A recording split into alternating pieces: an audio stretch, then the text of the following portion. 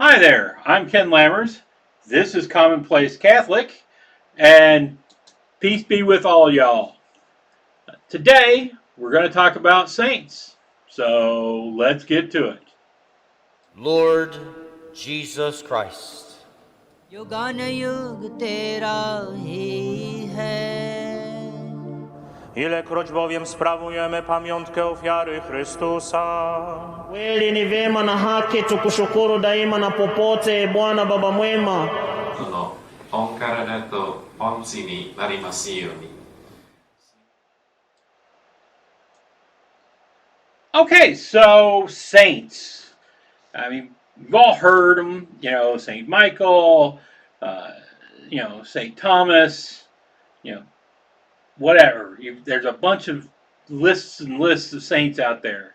And the way most of us know them, or Protestant or Catholic, is kind of a really primitive way. This saint stands for this thing, or well, they can stand for things that are going on, actions. So, like St. Jude is the patron saint of lost causes. They can stand for items, right? So, St. Andrew, the patron saint of lost items. They can stand for particular types of people. So, for instance, travelers, St. Christopher. People who are in law enforcement or the military, they would be St. Michael the Archangel. And then there are saints that stand for places. One that most Americans would know would be St. Patrick, who is the patron saint of Ireland. And, most people proceed kind of along this kind of very primitive thing. I lost my ring. I will ask, St. Andrew to, ask God to help me find it, right? It's a kind of a primitive thing. But what you do have to understand is, at base, a saint is a holy person, right? Particularly, it's a holy person as recognized by the church. And I'm not of a belief that the church gets everybody, right? But where does the word saint come from? Well, it comes from sanctus, which was Latin for holy, and that changed into saint, S-E-I-N-T, in French. I'm sure I'm mispronouncing that. And that turned into saint in English, S-A-I-N-T. So effectively, when you say saint, all you really mean is holy. So, who are saints? Well, that can be pretty broad. Like, all angels are saints. All angels are holy. So, Raphael, Michael, and Gabriel, the three that are actually in the Bible, should all be saint. And the one you hear most often called along those lines is Saint Michael, the Archangel, right? And so beyond that, though, there are people who have the title saint before their names. And these can be people from various and sundry things that got it some way. So, for instance, Teresa of Avila is a mystic, right? Very much a part of the Catholic mystic tradition, and so she's considered Saint Teresa of Avila, right? You get theologians. For Thomas Aquinas is considered a saint as a theologian because he put forth so much for the church during the Protestant schism or Reformation or whatever you want to call it, right? And then you could also go back to Augustine, I think, theologian, right? There have been plenty of theologians in this line. You can take people who have had significant roles and done significant things in the world. The one that we would probably most know about for this would be, Pope Saint John Paul II. A good portion of us were alive when John Paul II was still Pope, and he made sainthood pretty quickly. You get apostles, Saint Peter. You get missionaries, Saint Paul, or going on, Francis Xavier, Saint Francis Xavier, that sort of thing. Now, there are two saints that were born, lived their whole life, and died in the United States. There are a number of declared saints that were born in another country and came to the United States for some period of time in their life and may have died here. There is at least one or two that were born in the States but went somewhere else, right? But these two are the ones that that were in the States from death to birth doing holy things, right? Elizabeth Ann Seton and Catherine Mary Drexel. So those are the two, and that's kind of one of those reasons why, if you have a traditional Catholic family giving their daughters traditional Catholic names in the United States, you get a lot of Elizabeths, you get a lot of Anns. Well, I mean, there's more than one reason for Elizabeth. You get Elizabeths, you get Anns, you get Catherines, and of course, obviously, Mary. But those are people who have been declared saints by the church. And you have to understand that if you go back, like the first 300 or 400 years, it was just kind of by acclamation. St. Peter didn't have anybody go and go, well, let's check to see if he's actually a saint, right? He's a saint. And, of course, obviously nobody checked to see if the angels were saints. They're saints, right? Because they're holy. So that, the first 300 or 400 years, that's kind of how it worked. And then we went through a period of time, as I understand it, and I know this is going to be rough, but and it's going to vary from time to time throughout the ages. But for a while there, your bishop would declare people beatified, right, the step below becoming a saint, and then the Pope would declare them saints. So that that went on, and eventually, though, that changed, and it became much more difficult for somebody to become a saint, a declared saint, and a lot more elaborate to get there. So let's look at what the process is. So here you got this. This shows you the process overall. You have to die. Nobody gets declared a saint while they're still on earth.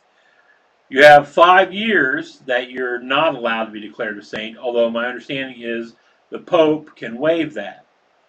Then there has to be a petition, and you have to fall under one of 4 different groups.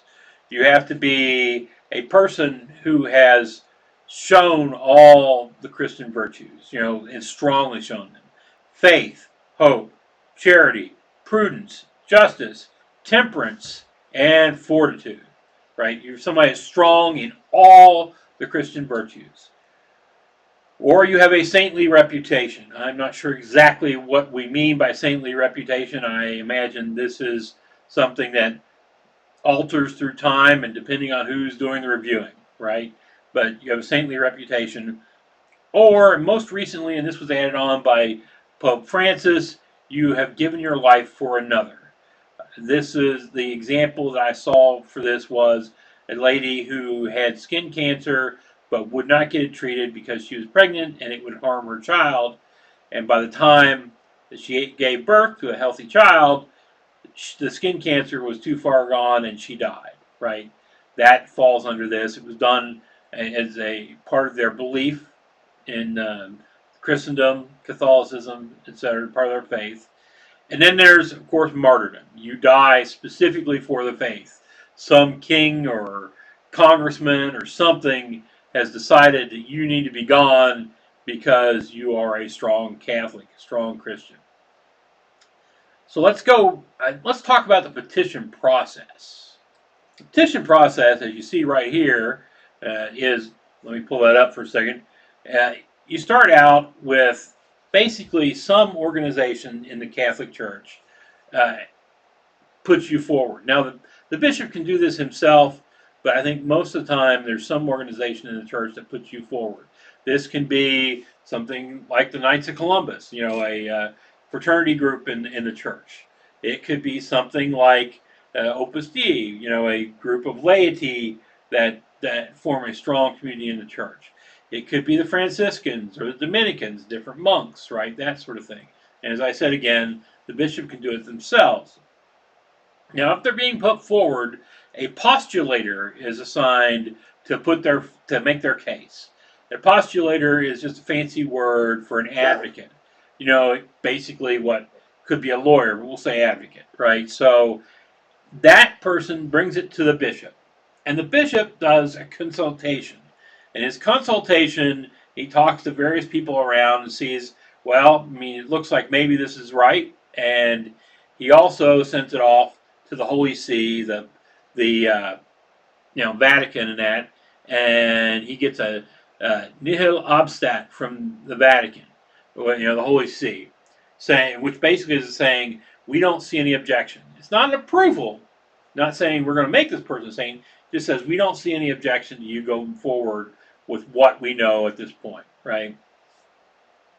After that, after the Holy See, after the Vatican has said you can go ahead and go forward with this, then it goes back to the bishop, and he puts together a tribunal. And the tribunal has a number of people in it, and these people then, put together reports, and they put it all together, and then they send it off to Rome. Once it's all done, it gets sent off to Rome. There, it gets sent to the dicastery for the causes of saints. Dicastery, for my American, I guess other friends, is basically an agency, right? Think of it as a government thing, right? It's an agency or a department, whichever you want to call it. I prefer agency, but it is there to investigate these sort of things. It used to be called Congregation for the Causes of Saints, but they decided to go with dicastery for reasons I know not, and not terribly interested in researching, because for some reason the church changes these names every so often. Not sure why. But there, it gets assigned another postulator. This one is, again, an advocate, and that advocate narrows it all down, all the information that came from the tribunal, into a position paper, basically. And a brief, however you want to say it. And that gets sent off to a group of 9 theologians. And if 5 out of those 9 theologians say, yeah, this is okay, you can go forward, then it moves forward from there and goes back to the dicastery for the causes of saints, the agency for the causes of saints, and there it's looked at by bishops and cardinals, who decide whether or not there's something here that needs to go further. If they decide that it should, they send it off to the Pope, and then the Pope makes his own decision, and it goes forward, and you become either a venerable or a martyr. So let me go back and explain what that is. We will go back to the previous chart. As you see, as you come down here, there are 4 ways that you can you can move forward after your petition's been put forward, and 3 of them, one of them is martyr. If you're a martyr, you go straight to beatification, and you become a blessed, blessed Ken Lammers, right? Never going to happen, not anywhere near holy, but you become blessed. If you aren't a martyr and you go any of the other 3 ways, you become a venerable.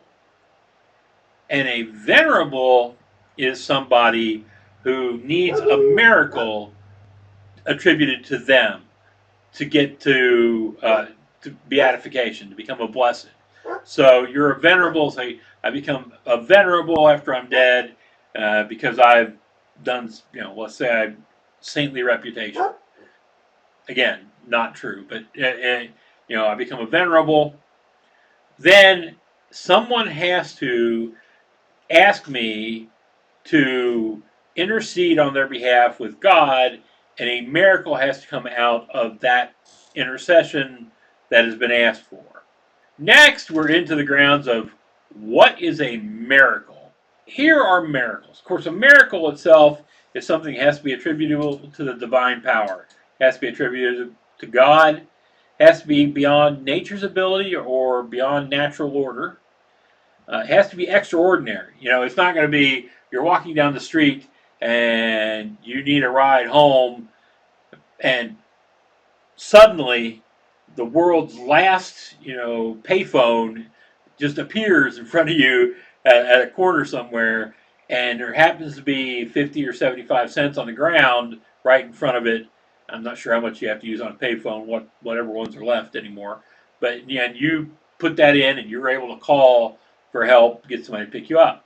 That's really not going to be deemed extraordinary, even if it is something of a miracle in your life. And it has to be something perceptible to the senses. So you can't just go, it's a miracle. I have turned to God. God has filled my heart. Okay, that's great and awesome. And you should go with that. But understand, it's not going to count as a miracle. Just nothing physical there to observe.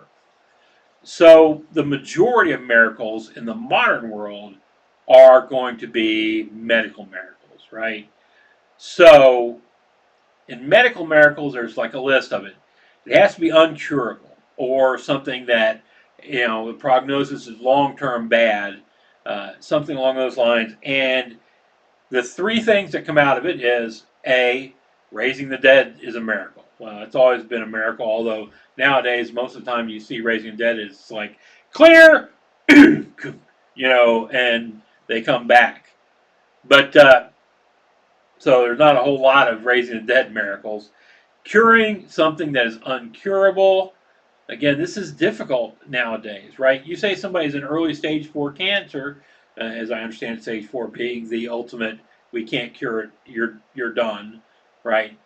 And so early stage 4, and they're pushing everything they got, all the meds, all the chemo, strange, weird, Eastern meditation practices that somebody thinks will work, right? And you, as as the person who's affected by the actual disease, go, no, I'm going to pray and get help from that way, and poof, you get cured. Was that because they were doing strange medical things that they hadn't done before because they were getting desperate?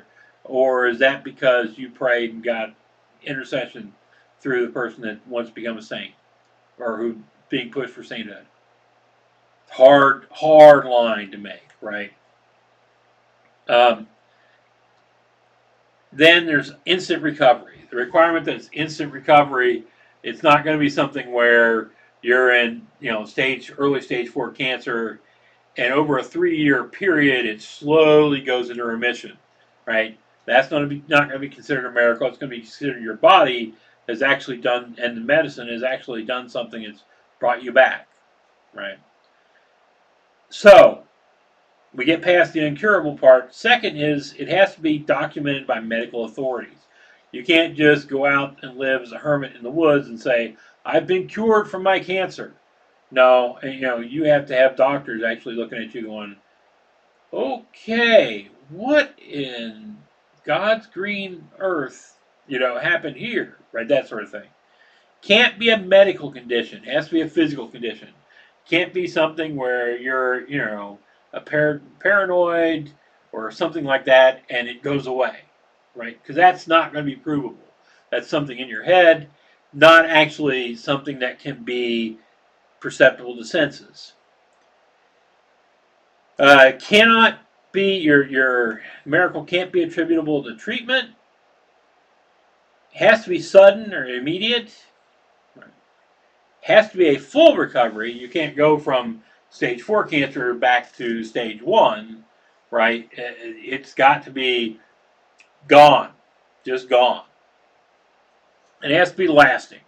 So you pray to somebody who's a venerable, you ask them, like you're not praying to them actually, you ask them to intercede with God, and your stage 4 cancer just disappears.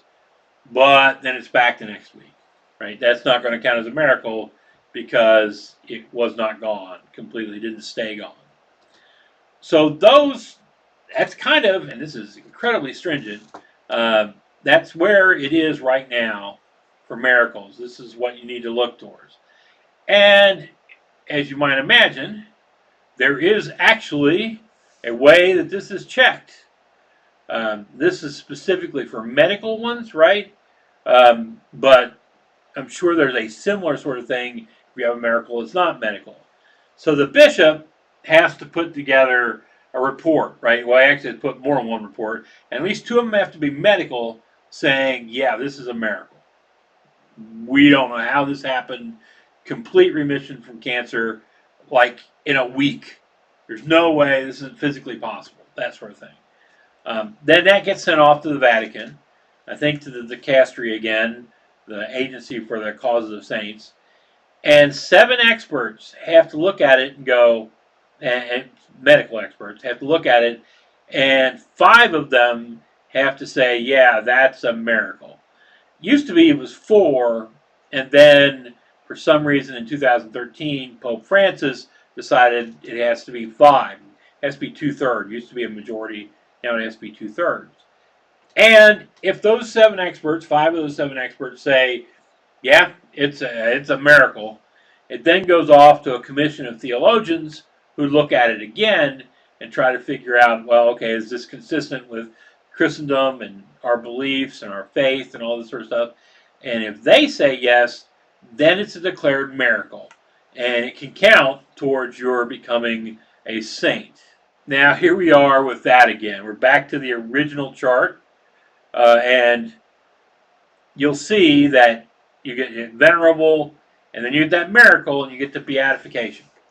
Now, okay, so the martyrs are already there. The other people get there after they have a miracle attributed to them, interceding on your behalf with God. And beatification, you become blessed. So, for instance, if I died and for some reason I'm running through this process, I become blessed Ken Lammers. Again, never going to happen, but okay, as an example. Now, in order to get from there to becoming a saint, a second miracle, subject to all the same rules and all the same tests as before, has to be attributed to you, and then you become a saint. It used to be when I was a kid, till I think 83, maybe 84, you had to have 3 miracles attributed to you, right? 3. And I guess back in the day, when you were dealing with things like, say, the Black Plague, and, there wasn't a whole lot of medicines in that, and if you survived, it was a miracle, that sort of thing might have been a little bit more common. They didn't have the medicine, they didn't have the treatment, they didn't have the equipment, so actual recovery quite often would have been a miracle. So, but nowadays, it's going to be very, very hard to figure out if there's a miracle, because it's going to be intermixed with medicine and equipment and doctors and all that sort of thing. So, St. John Paul II, Pope St. John Paul II, who was something of a mystic, moved it down to 2 because he wanted more people to be seen as saints. And so, you get that second miracle, and you become a saint. And who's become a saint in my lifetime? Well, I mean, the one that most comes to mind, I've already spoken about, is John Paul II, Pope St. John Paul II. He moved through the system pretty doggone quick, right? There are a lot of people that are in the system. For instance, McGivney in the United States, Blessed McGivney. He's a guy who was a priest who helped found the Knights of Columbus and all that sort of thing.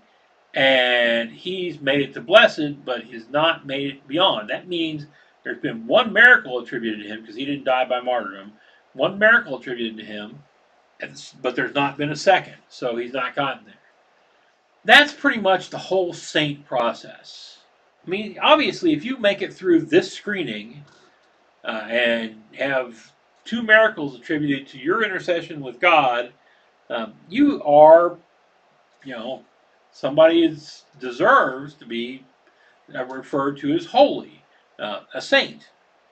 But let me say again, it is my belief, and I've not looked this up in the catechism or anything, but my belief that, if you're a postman out there who has lived a life of faith, hope, charity, prudence, justice, temperance, fortitude, you've lived an exemplary life, you've been amazing with your wife and your kids, You've led by example. You've been this wonderful person in your faith, in God, in church, and all that. But you're just not a member of any of these organizations, so that like the Dominicans or the Franciscans or Opus Dei or something isn't going to put you forward and fight for you to become a saint. Well, that doesn't mean you didn't live a holy life and aren't really a saint.